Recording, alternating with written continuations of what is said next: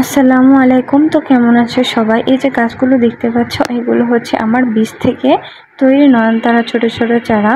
তো এগুলো এই টবের মধ্যে একদম ছোট হয়ে গিয়েছে, যা পেয়েছি তার মধ্যে বসিয়েছিলাম।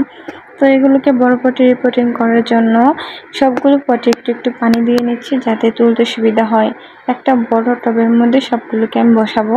এখানে আমি নিয়েছি গার্ডেন সয়েল এবং গোবর পচা পাতা সার। তো এইগুলোকে আমি এখানে বসাবো। একটু হালকা করে পিছনে চাপ দিতেই চারাগুলো বেরিয়ে আসবে।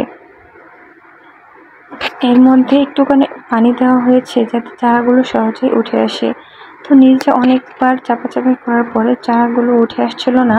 শেষ পর্যন্ত এটাকে টান দিয়ে বের করতে হলো, কিছু করার নেই। তো সবগুলোকে আমি বড় পটে রিপোর্টিং করব। গোড়ায় একটুখানি চারা হয়েছে, দেখো চারাটা দেখতে বেশ ভালো লাগছে। এতটুকু ছোট বীজ থেকে এত বড় একটা চারা হয়েছে, দেখে আমারও খুব ভালো লাগছে। তো এটাকে আমি এখানে বসিয়ে দেব। এই মাটিটা কিন্তু খুবই উপকারী একটি মাটি, কারণ এখানে রয়েছে পাতা এবং গোবর পচা সার। তাছাড়া এগুলো বেশ অনেক দিন মাটির নিচে ছিল এবং একটি ভালো সারে পরিণত হয়েছে। তো সবগুলোকে এভাবে আমি একটার পর একটা চারা বের করে লাগিয়ে নেব। একটা চারাও কিন্তু চাপ দিতে বেরিয়ে আসেনি, সবগুলোকে আমার টেনেই তুলতে হয়েছে। দেখো ছোট ছোট চারা, ছোট ছোট অনেকগুলো রুটস বের হয়েছে। তো এগুলোকে আমি এটার মধ্যে বসাবো। বেশ অনেকগুলো চারা হবে। তবে এগুলো কিন্তু আমার লাল নয়নতারার গাছ। আমার সাদা নয়নতারার গাছও আছে, কিন্তু সেখান থেকে একটা বীজও হয়নি। তাই লাল নয়নতারার গাছ আমাদের এদিকে খুব একটা অ্যাভেলেবল নয়। আমি একজনের কাছ থেকে একটা ডাল এনে বসিয়েছিলাম। তো সেই ডাল থেকেই গাছটা হয়েছিল, সেই গাছে ফুল ফুটে বীজও হয়েছিল। সেই বীজ থেকে অনেকগুলো চারা বের হয়েছিল।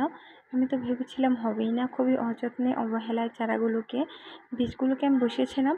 তবে সেই অযত্ন অবহেলার মধ্যেই চারাগুলো খুব সুন্দরভাবে বেড়ে উঠেছে। তারপর একদিন ভাবলাম এগুলোকে আলাদা আলাদা করে বসিয়ে দিলে কেমন হয়।